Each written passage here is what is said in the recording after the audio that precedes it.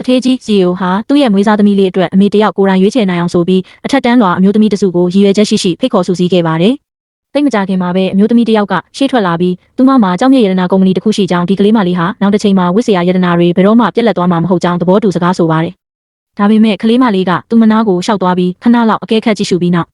အဲ့ဒီအမျိုးသမီးဝစ်ဆင်ထားတဲ့ရတနာတွေအားလုံးဟာအတုတွေဖြစ်ကြောင်းတထေးကြီးကိုလှည့်ပြောလိုက်ပါတယ်။ကလေးမလေးဟာမွေးရပါထူးခြားဆန်းပြတဲ့အကြားအမြင်စွမ်း supernatural powers ပါလာတာမို့တထေးကြီးကသူမရဲ့အဆုံးဖြတ်ကိုယာနှုံးပြည့်ယုံကြည်ပြီးအဲ့ဒီပထမအမျိုးသမီးကိုချက်ချင်းပဲပယ်ထုတ်လိုက်ပါတယ်။မကြခင်မှာပဲဒုတိယမြောက်အမျိုးသမီးတယောက်ထွက်ပြီးသူမမှာသားသမီးရတနာထွန်းကားနိုင်တဲ့အစွမ်းရှိကြောင်းနောက်တစ်ချိန်မှာကလေးမလေးအတွက်ညီမလေးတယောက်မွေးပေးနိုင်ကြောင်းပြောဆိုပါတယ်။ကလေးမလေးကအဲ့ဒီစကားကိုကြားတာနဲ့ရှေ့ကိုတိုးသွားပြီးအဲ့ဒီအမျိုးသမီးရဲ့ဝမ်းပိုက်ကိုထိတွေ့လိုက်ရာ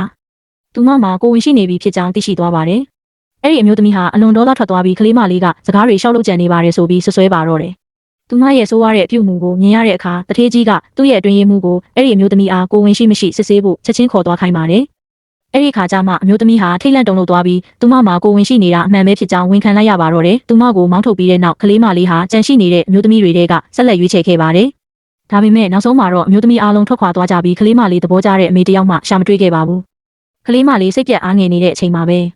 သူမရဲ့အနောက်ဘက်ကနေကျေလောင်တဲ့စကားများတန်တစ်ခုရုတ်တရက်ထွက်ပေါ်လာပါတယ်။အသက်ကြီးကြီးအမျိုးသားကအမျိုးသမီးရဲ့မျက်နှာမှာအမာရွတ်တစ်ခုရှိနေပြီးဒါဟာချင်းတွေးစဉ်ကပြထားတဲ့ဓာတ်ပုံနဲ့မကိုက်ညီကြောင်းညှဉ်းညူပြောဆိုပါတယ်။အမျိုးသမီးကလည်းသူ့ရဲ့ဓာတ်ပုံကိုပြန်ထုတ်ပြီးလူကိုယ်တိုင်ကဓာတ်ပုံတွေကထက်အသက်20လောက်ပိုကြီးနေတယ်လို့ပြန်ပြောပါတယ်။အဲ့ဒီလူကြီးကသူမရဲ့စကားကိုပေါ့ပေါ့တန်တန်ပဲသဘောထားပြီးအသက်ကြီးရဲ့အမျိုးသားတွေကပိုပြီးဆွဲဆောင်မှုရှိကြောင်းသူ့လိုလူနဲ့ချင်းတွေးရတာဟာအမျိုးသမီးအတွက်ဂုဏ်ယူစရာဖြစ်ကြောင်းစော်ကားပြောဆိုပါတယ်။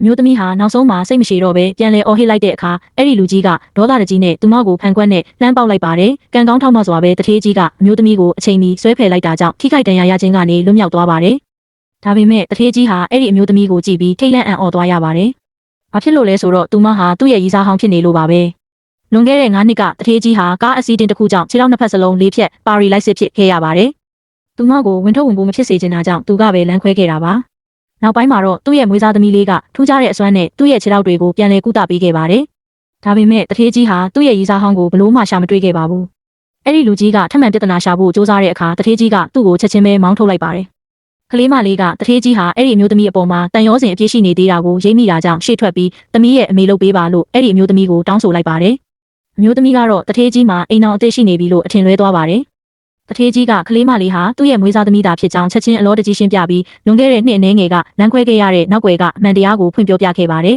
။သူတို့ရဲ့ဆက်ဆံရေးကိုအခွင့်အရေးတစ်ခုပြန်ပေးဖို့လဲမျှော်လင့်ချက်နဲ့တောင်းဆိုခဲ့ပါတယ်။